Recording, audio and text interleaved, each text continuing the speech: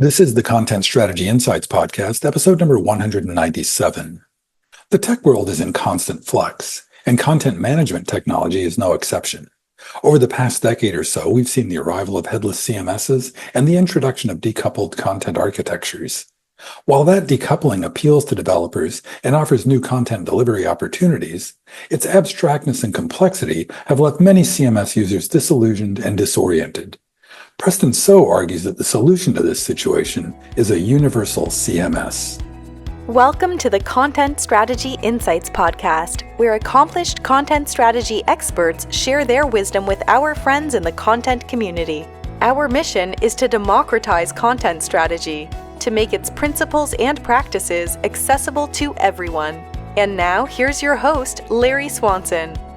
Hi, everyone. Welcome to episode number 197 of the Content Strategy Insights Podcast. I am really delighted today to welcome back to the show Preston So. Preston's my first three-time guest. Pro tip for anybody trying to do that, just write a bunch of books and do interesting things. And you also can be on three times. Preston is currently the VP of Product at .CMS, a CMS company. Welcome, Preston. Tell the folks a little bit more about what you're up to these days. Hey, Larry, it's a real pleasure to be back here at the Content Strategy Insights podcast for the third time. Thanks for having me back. It's a real pleasure. I'm Preston So. I've been in the content management space for about 17 years, software for about 25 years as well. And over the last 10 years, I've been really focusing on the product angle of content management.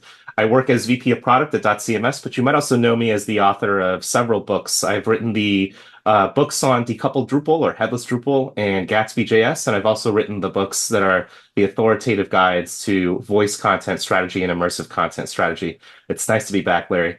Yeah, it's great to have you. And your latest, you're just obviously clearly full of ideas and thoughts about the industry. And I think one of the latest ideas is this notion of the universal CMS, which is a term that you coined to address a problem that a lot of people are coming at it and from different directions. But I'd love to talk a little bit about that, but maybe dive in first to like why that's necessary. Like, where are we at in the evolution of CMS technology, and why is something like a universal CMS needed now? Absolutely. And I'll start off with a quick summary of sort of what I've been noticing and also the definitions of universal CMS. And I'll hop into a couple of stories and anecdotes here. So universal CMS is really catching on quite a bit in the CMS industry. It's a term that really is about how the CMS will evolve in the future. I believe very strongly, and we believe at .CMS, and a lot of other folks across the CMS world also believe this, that we're headed towards a very new generation of content management. And it's what I call universal CMS. What I mean by that is that what we've seen over the course of the last 5 to 10 years is a CMS market that has evolved to become a little bit less viable and attractive for those who want to do things collaboratively in the CMS. The content management system occupies a very unique ecological niche in the world of software, in that it's a very unique hub of collaboration between very different personas and very different groups of people in the back office that need to do very, very different things. Somebody who might be looking at compliance, for example, or somebody who might be looking at HIPAA compliance if you're in the healthcare world, or in the health insurance world, or in the pharmaceutical world, might only hop in the CMS once in a blue moon, but they still need to be able to do a lot of the same things that people that are on content teams and content practitioners do on a daily basis. The universal CMS is very interesting because of the fact that it really focuses on the end-to-end value stream that CMS has provided in their earliest generation, in the static web CMS era, those legacy tools like Interwoven or Expression Engine or Movable Type, which really were focused on allowing for both developers and content editors and content authors to be able to work together within the same exact environment and using the same tools and meeting in the middle, so to speak, when it came to the CMS. I've heard from a lot of folks over the last few weeks and the last few months, and the last few years, of course, that the current approaches that we're seeing on the market are simply not viable. Obviously, over the course of the past 10 to 15 years, you've seen headless CMSs and composable CMSs really begin to revolutionize the way that developers and the way that architectures consume content. But you're also now seeing on the hybrid headless or traditional side of things in the CMS market, a shift away from just focusing on that content practitioner's experience and moving more towards doing things more niftily, so to speak, with headless architectures and so on and so forth. But the problem is that these CMSs especially in the headless and composable area of the market, have really focused on developers at the expense of content practitioners, marketers, compliance auditors, legal counsel, all the people that have to hop in the CMS to preview content across a variety of different assets and experiences. What they've done is they've focused quite a bit on architectural purism, on a really clean separation of concerns, architecturally speaking, but they haven't really resolved, so to speak, some of the restoration of key features and functionality that characterized that static web era for content authors, content editors, and everyone who works with content but not with code. By the same token, what you're seeing now is in the hybrid headless CMSs, you're seeing a lot of growth towards building more headless ecosystems, more developer-friendly ecosystems, more APIs.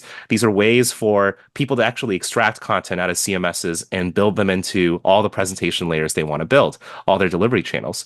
So the universal CMS is really about, well, how can we restore that end-to-end value stream, that grand compromise that really characterized that earliest generation of the CMS, which is, yes, the only experience that we had to serve content to was a single website, but now we have so many. We have different frameworks that are coming out every single week. We have Astro, for example. We have Svelte, for example, that came out in the last few years. We also have other channels now that we have to serve, especially web renderable channels. These are channels that are not necessarily on the web page or on the web at all, but might still need to be previewed for compliance reasons or for preview reasons that editorial teams often have. But this is content that's destined towards a very different source. This is content that's destined to end up in a native mobile app or a in-store display or digital signage or augmented reality overlay, what have you.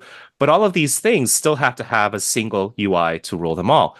There's a really interesting story that I have from my years of architectural consulting. For those who don't know, I do some architectural consulting on the side, and I specialize very deeply in headless and decoupled content architectures.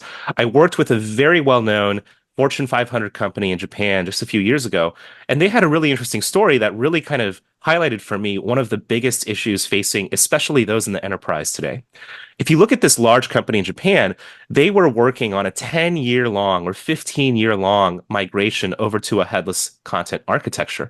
But the problem was that their content editors and all their marketing teams, all their brand teams, all their digital teams still had to be able to use the CMS and the actual visual editor and visual assembly tools across all of those different experiences, regardless of what they were built in. So the architecture was a Drupal hub that actually had multiple Drupal sites on it, but also served content to a variety of other frameworks like React and Angular and Vue.js via Drupal's GraphQL layer. But of course, one of the biggest needs of this group was to be able to actually edit all their content and visually administer all their content without actually surfacing those abstractions and surfacing those sorts of, let's say, incongruences between the website itself that's static and the traditional website and all the web apps that they needed to build. Even also looking forwards to a lot of the things that are happening in terms of mobile and also other experiences as well. I spoke recently with a former CMO of a very large CMS company as well as a composable CMS brand startup. And one of the things that he shared is that the biggest reason why a lot of marketing teams, a lot of marketing functions, and a lot of folks in the content world are very disappointed right now and very disillusioned with CMS right now is because there is no consistency to how that end-to-end value stream is afforded to those who use the CMS. There is no way, for example, for a CMO to countenance 15 different user interfaces in the composable mindset that now need to be somehow glued together in ways that make sense to a content team, especially those who are infrequent users of the CMS. And by the same token, what we're seeing is that a lot of folks that have seen visual editing capabilities before because they're used to a lot of the visual editing capabilities that they saw in previous generations of CMS now feel like their hands are tied behind their back because of what they see lacking in the composable and headless CMS market. This same individual, this same executive shared a story of a very large customer, an enterprise organization that had bought a composable or headless CMS, expecting to have visual editing and visual building and assembly capabilities available out of the box. Well, lo and behold, the first day of the contract came to bear, and they actually were handed a statement of work for actually implementing a complete visual editing interface within a headless CMS that had been marketed or had been sold potentially as having had that functionality out of the box. So you're seeing a lot of that dissatisfaction, a lot of that disappointment really come to a head in the CMS world, especially from the standpoint of those who work with content on a daily or yearly basis. Yeah, that last thing you mentioned, that it kind of points to like there's sort of I'm reminded of that William Gibson quote, the future is here, it's just unevenly distributed. It's like the past is here and it's unevenly distributed. That a lot of those expectations, like that, it sounds like that expectation that company that bought that headless CMS, are like, oh, and it'll still have all the stuff we had in the old monolith, but oh no. Which kind of gets at like one of the foundations of the concept of decoupling these architectures was that you would have like an optimal editing experience for like, like marketing people have different needs from product people, from technical documentation authors, from, all these different kinds of people authoring stuff.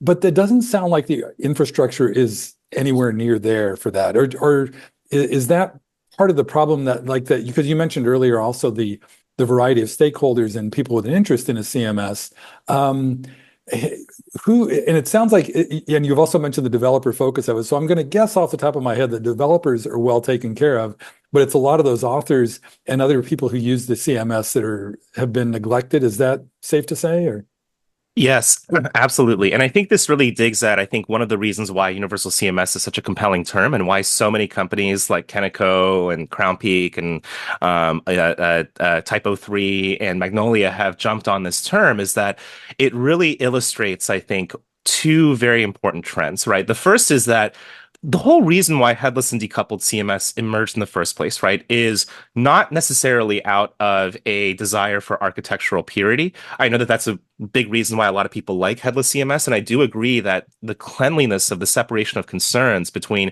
content and its presentation is something that actually should be encoded in general in most CMS architectures, and it already was to a certain extent within the traditional and legacy CMS generation. But there's one important thing that I think is very important here, which is that there was also, right, a interesting change, an interesting evolution in the separation of concerns that happened because of developers, and that was universal JavaScript, right? This whole notion of Jamstack, now moving over, towards the sort of mock architectural approaches that we see.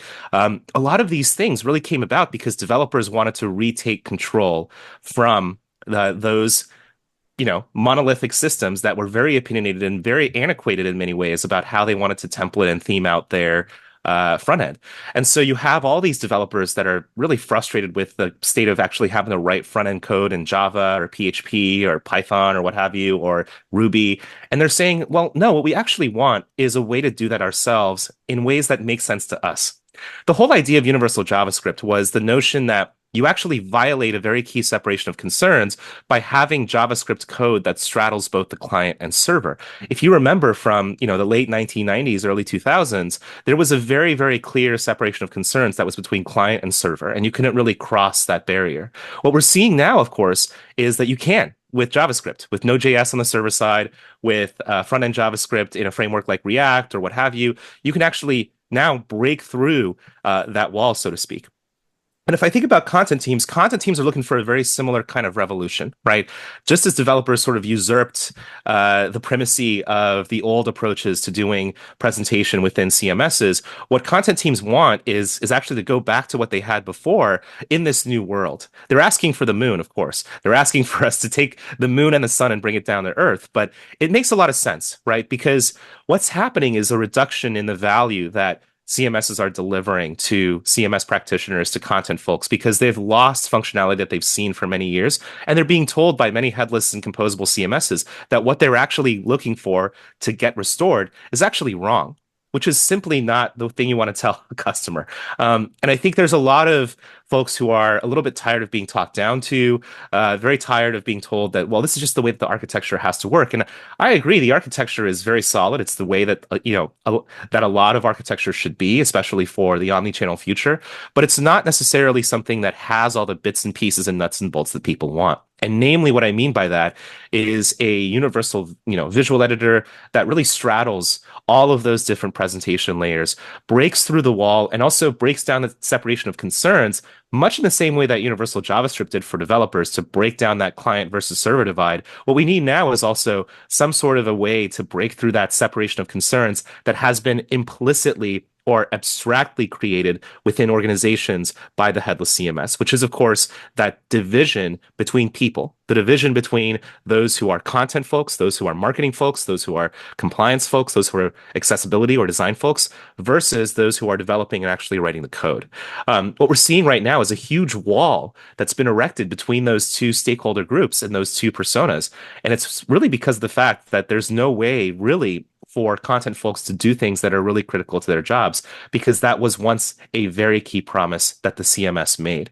And that's why you're seeing this pendulum swing back in the opposite direction. That's why you're seeing, sort of this, as Dean Barker calls it, a race to the middle. And Dean actually did share with me a little while ago that he would steal the term universal CMS from me if he could.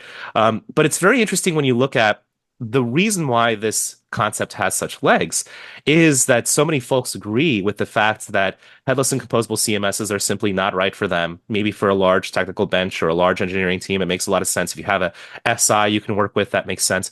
But for the vast majority of customers, right, what they're looking for is something in the middle. They're looking for something that has the benefits of headless and composable, but doesn't limit them from all of the functionality that they used to have in the universal CMS. And it's the reason why when I met with one of the big two analysts last week, um, you know, this analyst who specializes in commerce said this is the same thing happening in commerce management right now, seeing the same exact trends. And also the reason why this is he called our presentation really, really incredible. And this is exactly sort of the right thing to be thinking about. This is what they're noticing as well.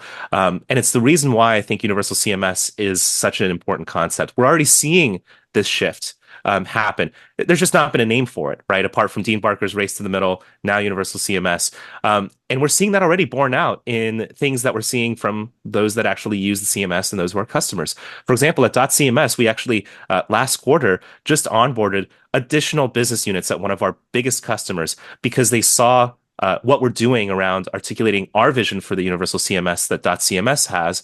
And they're very, very thrilled with the direction that we're going with Universal Visual Editor and also our thinking around how to actually maintain and retain the intactness of these value streams that are that have been, really severed and really threatened over the past 5 to 10 years. Yeah. Hey, because I want to stitch together a few things you just talked about. Was one is that notion of like, they're just asking for the sun and the moon and the stars. They want the whole kit and caboodle.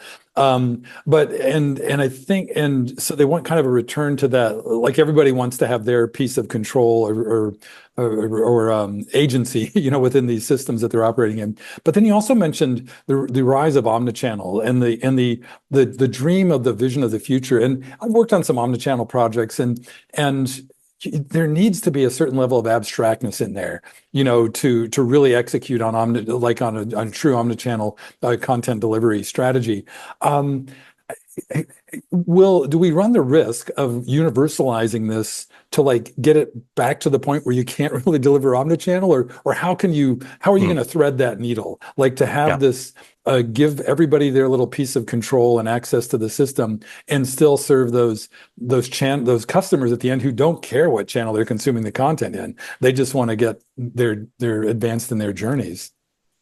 I think there's two very interesting issues here, right? Two things that are really in conflict with each other. And, when it comes to universal CMS, the whole notion of a universal visual editor is not meant to remonolithicize or to recouple or rebundle a lot of things. It's yes, rebundling when it comes to how we actually think about how personas work together and how stakeholders work together in the CMS, but not rebundling when it comes to architecture, right?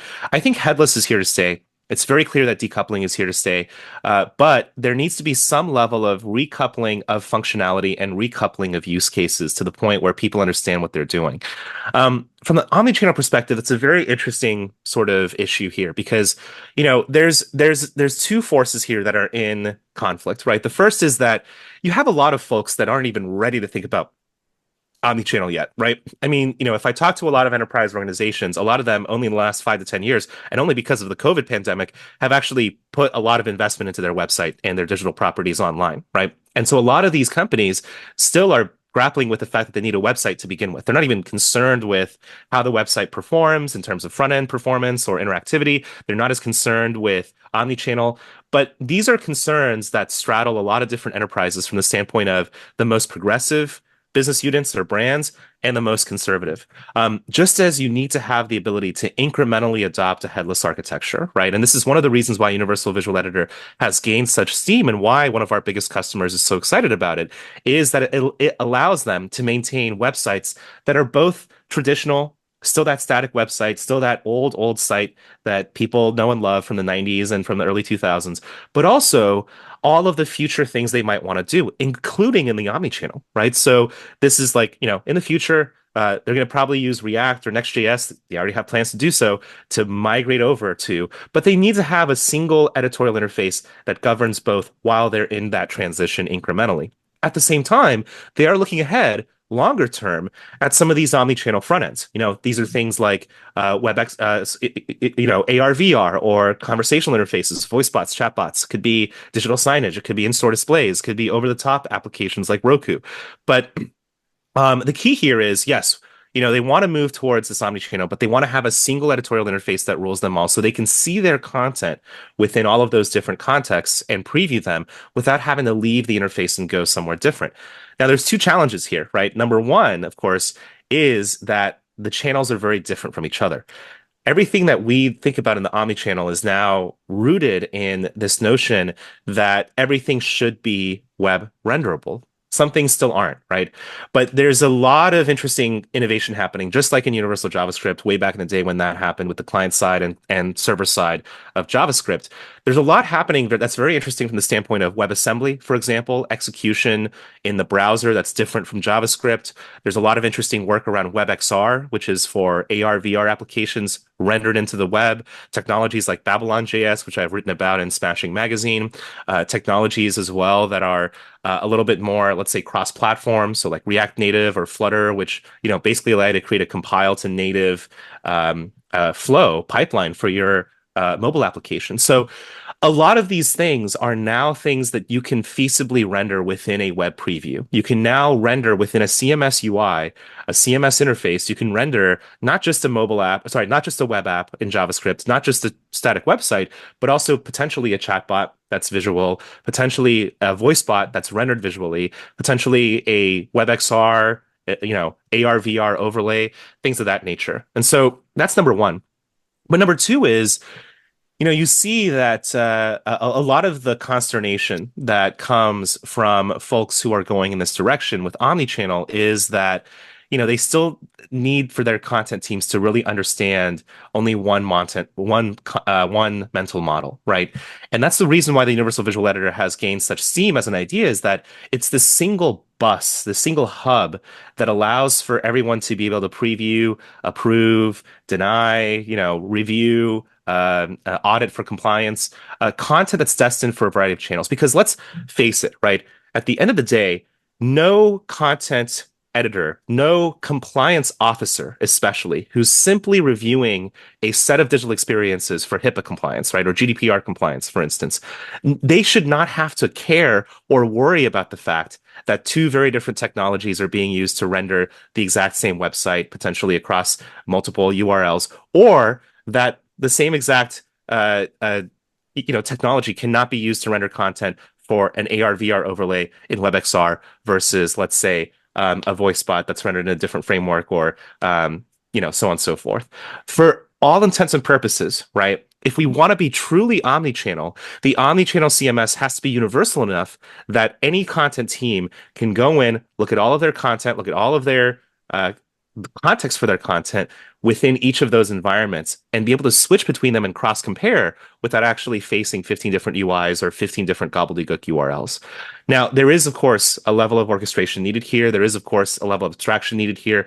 And I think that's one of the big reasons why we're having a Universal CMS Summit, is to look at, okay, what are the common areas here, right? What are the things that make sense across all CMSs? But also, what are some of the things that everyone is doing, and some of the really nifty and innovative approaches to this problem that we're seeing in the market? Yep. Hey, and speaking of that, you just mentioned the notion of orchestration. I'm all of a sudden thinking of, tools like Consia and like the stuff that Uniform does. Are we getting towards that kind of, because that's more about like, I mean, Sana would disagree, but there's both the technical integration across all these diverse, like you just mentioned, there's all these different front ends where things can be, and the need for content editors who own that, the ideas that are being expressed via those various channels to be able to work with them in a single universal place. So that makes sense. But I'm just wondering, like, how does the universal CMS align with this emerging notion of content orchestration that's out Mhm. there in the world? Yeah, it's very interesting. I've been, San and I have been following each other for quite some time, and Kancia's work is really interesting. I mean, I worked on this problem quite a bit when I worked on digital experience orchestration at Oracle Content Management. And to me, I think so. So the problem with the word orchestration, right? It's a great word, but I think like composable, it's lost a bit of its meaning, a bit of its heft, right? Because a lot of folks have bought into orchestration, thinking that it resolves a lot of these problems around consistency in the user experience or a single mental model to govern, them all. And no offense to any of these people who are in the composable orchestration sort of segment of the market, but a lot of what they're doing is really around integration and federation of data, right? Integration of technology and federation of data. What we're seeing, though, is that a lot of people are not happy in the CMS market, especially customers, with the notion of integrating very disparate and discrete technologies that oftentimes have very little surface area that can overlap with each other. And it makes for a very fragmented user experience, right? If you're managing a single website and you've got a commerce component, a content component, a form component, a search component, and now you have to go to four different vendors, Algolia, Typeform, Concia, in addition to the CMS and commerce tool that you're using, that's a lot of money and a lot of contracts to juggle, right? That's a lot of procurement challenges there, a lot of friction when it comes to all those vendors you have to think about and all those integrations that might now be single points of failure. On the actual other side, though, when it comes to sort of the federation or making data easier to use from a content standpoint and making that data more serviceable and also servable, right, and deliverable, it is very, very compelling. I think the what I struggle with, right, is really, once again, not the developer experience, not the APIs, not how the data fits together, but I'm really, really concerned about the enterprise marketing user or content user experience where they really shouldn't have to care about a lot of these different things. They don't really understand JSON. They don't know GraphQL. They don't know how APIs work. And so when you look at some of these very abstract tools that kind of go above and sort of remind me of some older integration or marketing automation tools or some of the earlier generation of tools that have come and emerged. I do think that orchestration has a place. And Sana Remeke and I do agree. We had an exchange actually recently in terms of content where we actually agree on the fact that orchestration is necessary, composable is necessary, but that cannot be at the expense of a very clear user experience and a very clear collaborative approach that prevents 15 different URLs, 15 different vendors, 15 different integrations, and also now an implementation that developers have to manage regardless because you've got this very complex architecture and complicated needs from not just your infrastructure, but also all of your different vendors that you're managing. You're talking about, 5 to 10 different clouds, right? You're talking about, even if you're using all these SaaS tools, chances are they might be doing stuff in a bunch of different cloud platforms. And that also leads to, I think, a lot of this challenge that a lot of enterprises face, right? If you look at going back to this enterprise organization that I spoke of in Japan, right?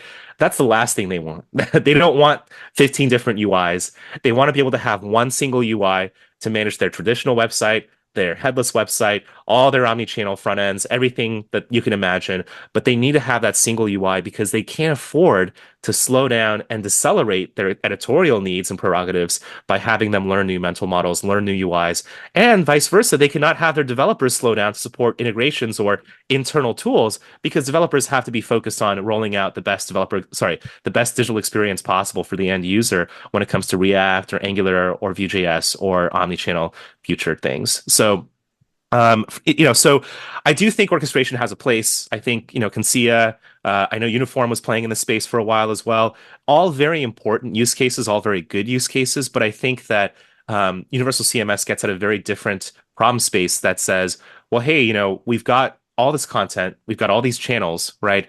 Now, how do we give that sort of clear 360 view over all of this in a way that actually makes sense, not just to developers and architects, but also to the content teams and also compliance officers, for instance, who might really only be stepping into the CMS for a day out of a year and don't have the time to learn or read a schematic of how all these different integrations flow to each other or how these different products interact with each other.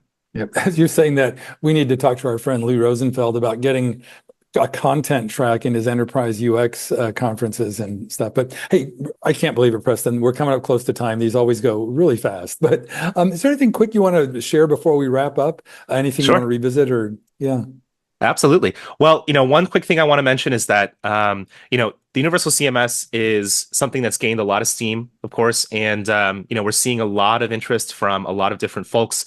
I do want to invite everybody here who is watching, our dear friend Larry, to come and join us at the Universal CMS Summit. Larry's going to be there too. It's on August 5th in Montreal. That's a Monday. It's going to be a half-day event full of great keynotes and talks, and you'll see Larry there. You'll see me there. We got companies who are going to be joining us from all over the CMS market. We got HighGraph joining, Crown Peak. We got Optimizely, Magnolia, Typo 3, all these amazing folks who are coming and joining us. Kenneco as well will be joining us too, to really talk about what the Universal CMS means and why it's become such a compelling thing for so many folks, both across the vendor landscape and also across the customer landscape. If you want to find out more, you can go to universalcms.io or universalcmssummit.com. You can also find out more about my writing around Universal CMS and myself at my website, Preston.so. You can get in touch with me at preston.so@.cms.com. Reach out to me on LinkedIn. You can also use my contact form. But the fastest way is probably LinkedIn or email. And come and join us at the Universal CMS Summit, and happy to hear your thoughts and would love to talk about Universal CMS with you as well. Cool. Thanks so much, Preston. Always fun to talk with you. Always a pleasure. Thanks, Larry. Thank you for listening. If you can think of a friend who might enjoy this episode, please share it with them. And please join us again for our next content strategy interview.